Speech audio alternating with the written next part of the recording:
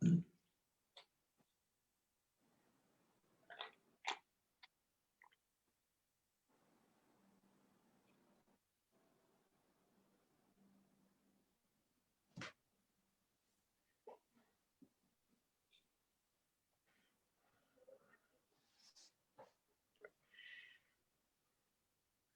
welcome into PressBox Live on Facebook Live and also on PressBoxOnline.com. I'm Stan the Fan Charles. With me, my co-host Gary Stein. And How you doing, Stanley? How you doing, Mr. Stein? And we'll Doing introduce our guest in just a second. Want to tell you that PressBox Live is brought to you by C3 American Exteriors. Go to their website at c3america.com. You get a brand new roof for just the cost of your insurance deductible. And yes, you did hear me right. Go to c3america.com to get a brand new roof for just the cost of your insurance deductible. Joining us tonight on this Zoom video is Tim Leonard, the athletic director of Towson University. And we welcome you in, Tim, and appreciate the time. Happy to be here. First of all, it's crazy. I probably see you on average 8 or 10 times a year. I'm guessing. Easy. You know, I think I saw you at a college basketball game last January of 19 or maybe early February. And I think we had lunch in mid-February, and I have not seen you since. Have you missed me? I've missed you. And you look better. Unfortunately, I just keep getting uglier as time goes on. No, not true at all. Let's get to the 8,000-pound elephant in the room, or the 20,000-pound elephant in the room. How complex is the situation at college sports overall, and at the level that Towson plays at? Boy, great question. I mean, it's crazy. It's very complex right now. Obviously, so many moving parts. You know, we started off in March shutting down, and maybe I was just naive, but I think we all thought this would be a 6-week shutdown. Things would simmer down, and life would get back to normal. And then it just kept dragging on, and then we thought, well, surely this will be done by the fall. And then it was surely it'll be done by the end of the year. And we're still at it, obviously. And it's obviously very, very tragic. It's a tough situation. And, you know, we're just trying to make sure that, you know, there's a lot of young people here that dedicate their lives to trying to compete. And it's hard on them. It's hard on a lot of people, but if we can try to take 500 young people and keep them motivated, keep them going, then it's all worth it to me. You know, we tend to, because we talk sports, I ask you about the athletes. How complex a situation is it for your president at Towson to run the university during the pandemic? I mean, she's been terrific. And I feel like we're in pretty good shape as an institution, considering, you know, where we're at and what we're experiencing. And she's just done a tremendous job keeping everything afloat, keeping us moving forward, keeping us focused. So, yeah, as difficult as I think I have it, she's got it worse. Yeah. Hey, Tim. Yeah, let me chime in here real quick. The first thing I want to ask you is, I look behind you, Tim, at your desk in your area there, and I'm expecting to see a lot of sports stuff, some memorabilia, Towson University stuff. But the big thing I see is the guitar. So tell me about the guitar. Well, first off, I'm a little embarrassed. We're down here in my basement, where I've spent a lot of time since March. But yeah, that guitar, actually, that's a COVID pickup.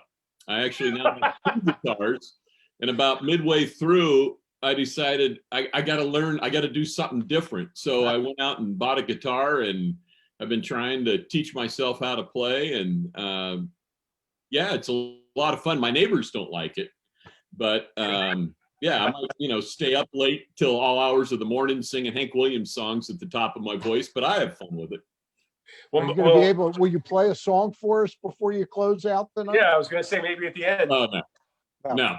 Not It even, is nowhere near prime time. I can tell you that much. not even the Towson fight song. No, it takes me like 3 minutes between each chord change to figure out how to do it. So, So, Tim, on to the topic. You're obviously the athletic director at Towson University. What is this, your 8th year, your 9th year yeah, here? 8th year. Eighth. Yeah. Running an athletic department, I'm sure, at the NCAA D1 level is challenging in the first place, regardless of the COVID pandemic. I can only imagine the new stuff that's been heaped upon you. But I just want to talk for a minute about the financial model. I mean, most or much of your income, I'm sure your revenue has been generated from student fees, from guarantee games, things of that nature. I know the guarantee games, at least football, you haven't even played, okay? Yep. And you're not going to play it in the spring. I don't even know what's happening with student fees. Maybe they do exist, maybe they don't. I don't know. The question is, how are you managing financially through this whole thing? I'm sure it would have been great if you could have taken a course in something like this, but I don't think any courses are offered. Yeah. You do it with a lot of praying, a lot of consoling, maybe a cocktail in the evening, but it hasn't been easy. I give a ton of credit to our coaches and our staff who have been very understanding. I mean, this hasn't been easy, and we've had to make a lot of difficult choices, a lot of cuts in terms of we haven't cut any sports, we haven't cut any positions, and that was our top priority, and that came from the president of the university. But to keep it functioning, to keep it afloat, we had to make a lot of cuts. And so we're operating on slim margins. We're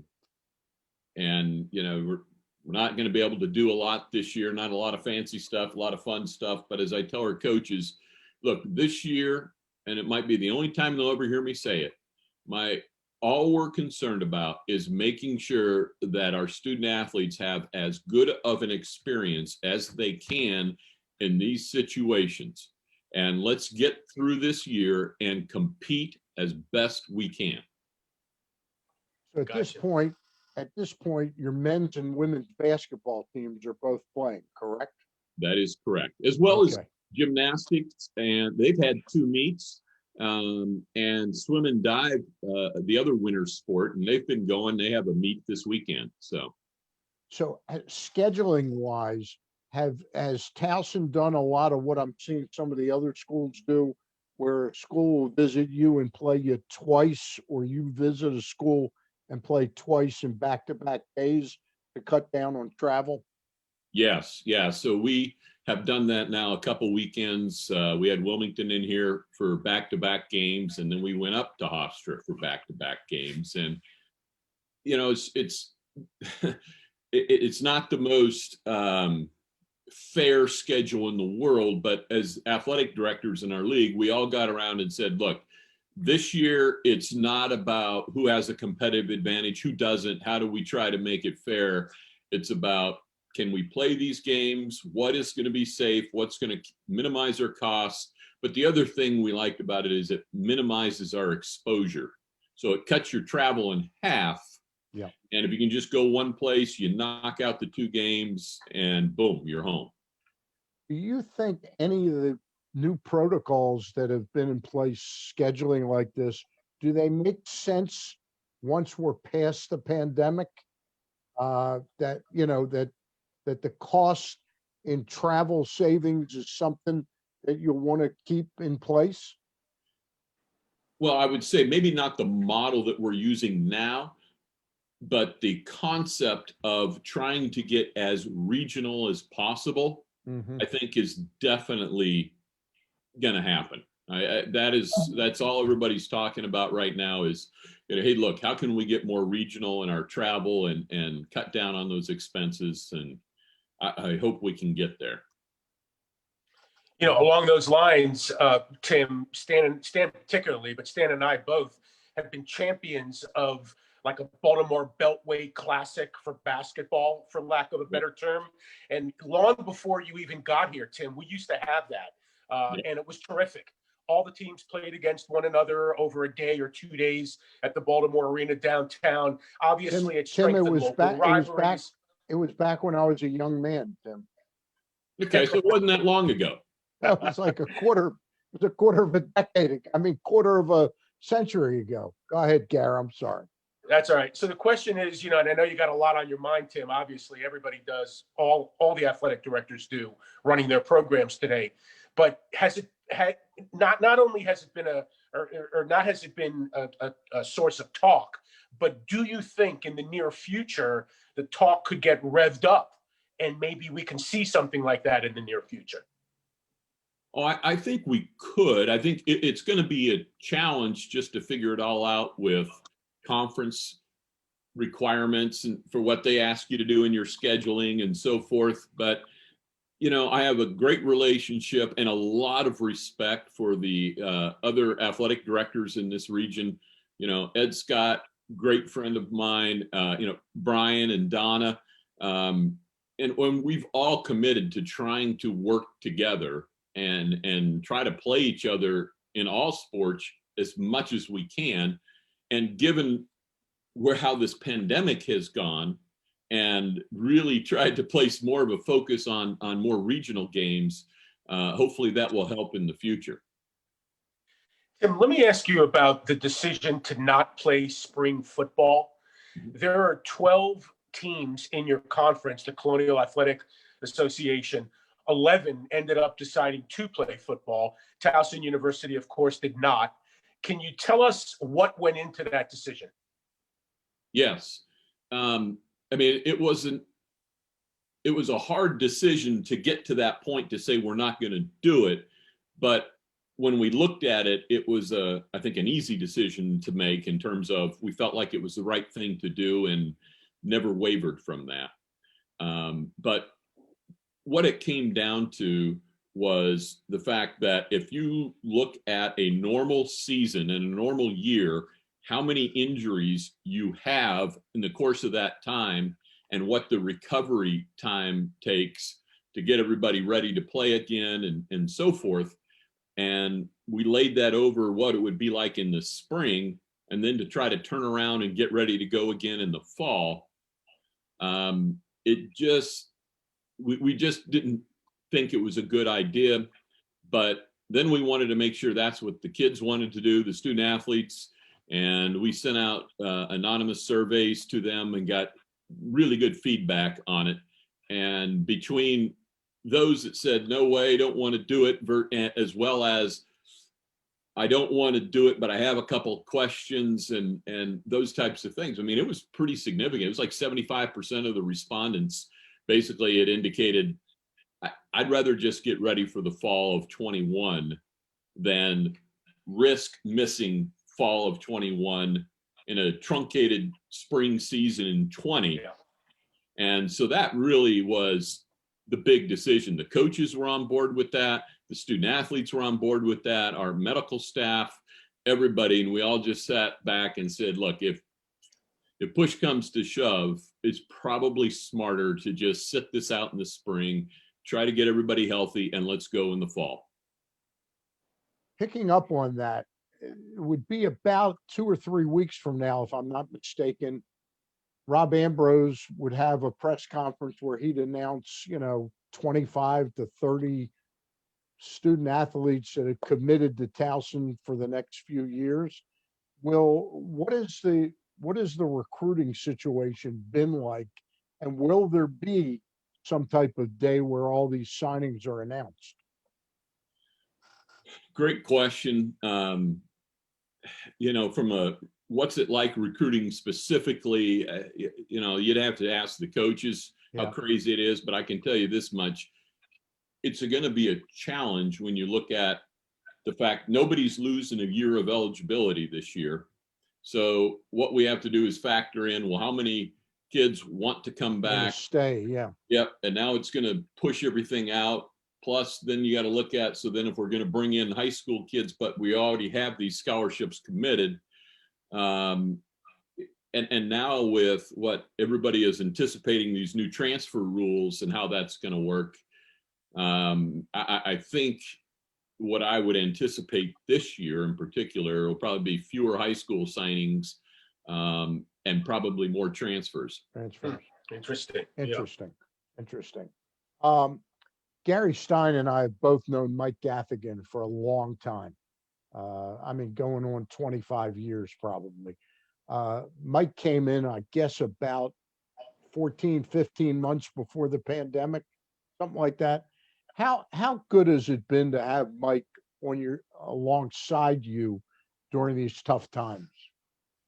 Well, one, he's just a great guy. I consider him a good friend, and we've been texting tonight upstairs. I was going through all my texts and just talking about, the games, about this, about that. I mean, so it's fun to have him on staff. He fits right in because we have now a lot of talented people on my staff. So I feel very, very fortunate. But what Mike and his staff have done when we haven't been doing games at all from March up until, Thanksgiving when we started playing basketball, and working with Dan Crowley and his staff to keep people engaged, to put information out there, tell them what's going on. They've really done a nice job of just trying to keep everybody engaged in what we're doing and how we're getting through all this. I just know from my perspective, I still read all the releases that come my way. And the other day I'm reading a women's basketball release and Gaffigan had written it. Oh, yeah. In other words, he jumps in at any level you need him to do the job. So I just wanted to say it was noticed. Oh man, he's the best. And right now, that area how we've gotten through some of this in the pandemic is we've put on a hiring freeze. And so anytime we lose anybody through attrition, we're not replacing them. And I think Mike's down in his area, two people at least. Uh-huh. So, and it's a small staff to begin with. So, Mike has been doing SID work for the women's basketball program. He's doing all kinds of, said, I got to do all the social media stuff. I'm not sure if I know how to do some of the things that he had to do on that particular game. And, but yeah, he'll fill in and do it. Heck, he's put on Doc the Tiger before. He'll do anything. Yeah. Hey, Tim, whenever we talk Towson sports or any sports really locally, most of the conversation revolves around, basketball, football, etc. You guys obviously have many other non-revenue sports, quote unquote. I wonder, and I want to focus on the women's volleyball program for just a moment. I know they don't get the publicity that they deserve, and they really do deserve a lot of publicity. They had a perfect season in 1920 in the CAA. They won the regular season championship, the conference championship. They went to the NCAA tournament. They won a game in the NCAA tournament. I know you're very proud of them. Their season has been postponed.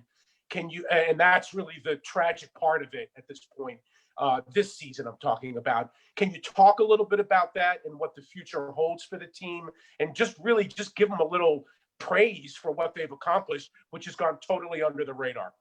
Yeah, they were so much fun to watch last year because they just had that killer instinct, right? They brought it every game, high energy, and they just had that, certain teams it's fun to watch every now and then. You get blessed to having a team like that they just had confidence. They knew when they stepped on the floor and they looked across that net, they owned them, and they knew it. And it was fun to watch and just be around them. And so unfortunately we didn't get to defend our championship the way we would like to have. But we are having a season this spring. The team's been in there working out, practicing for the last several weeks. Don Metal and his staff, they're the best. Don just puts his head down and says, okay, if we only get to play 10 games this spring, we'll play 10 games, and we're going to do everything we can to win all 10. So, it's not ideal, but we're going to try to make the most out of it. Absolutely. And then another one for you, Tim. Any player basically in the basketball program, and you tell me if I'm wrong about this, but just athletically in general, they basically get a mulligan this year. If they want to, they can come back the next year, even seniors, right? And so my question is, what about coaching staffs?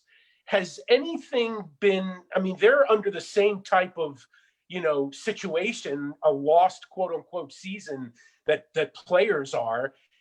Do their contracts get extended another year? Like, is there any consideration for the fact that coaches are in the same boat as the players are, basically?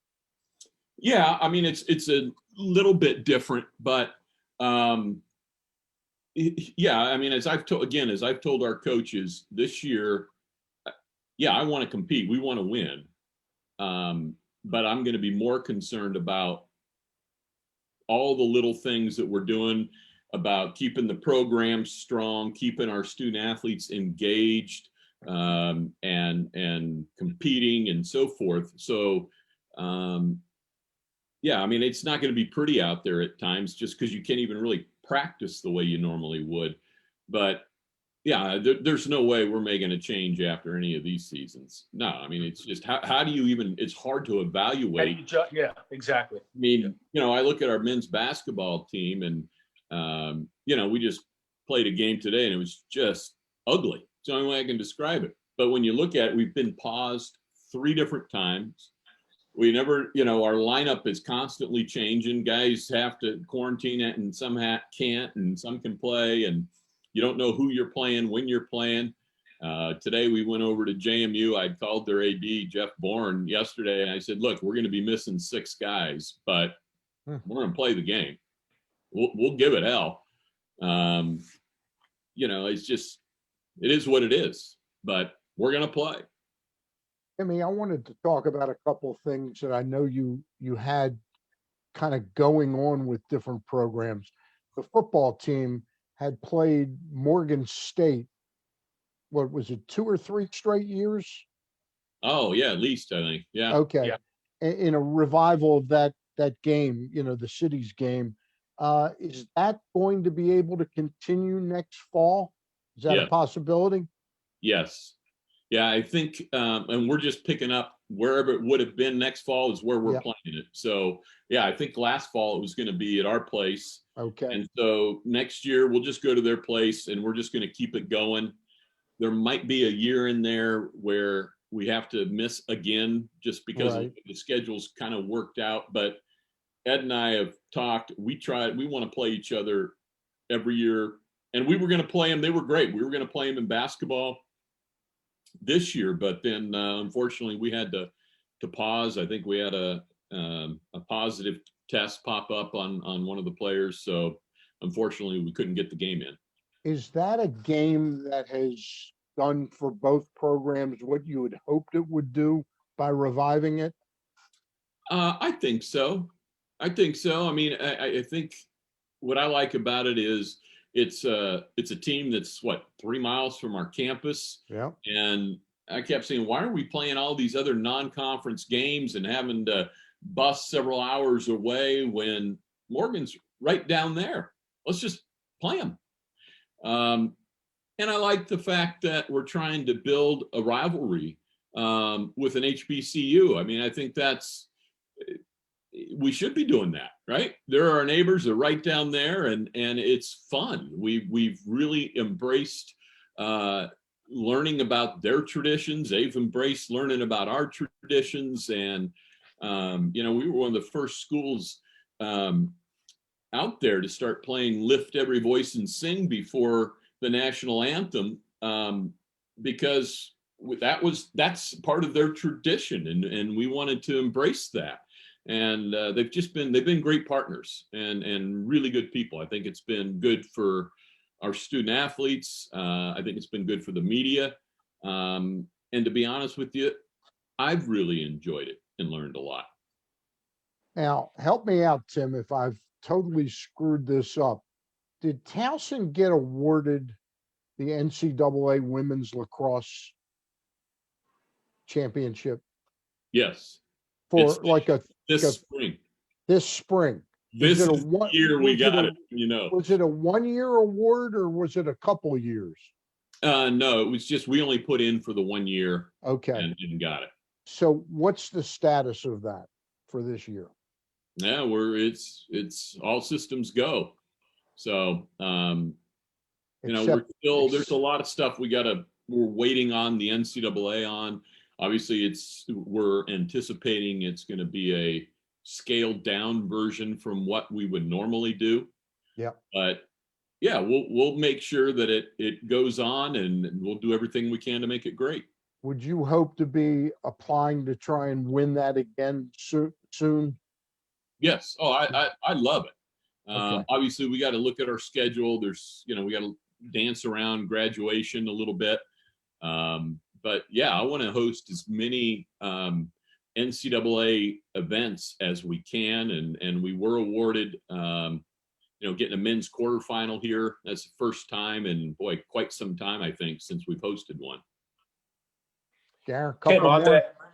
on that note, Tim, as far as the lacrosse season coming up in general is concerned, are you looking at this point at a full season, a truncated season? What's the outlook for spring sports?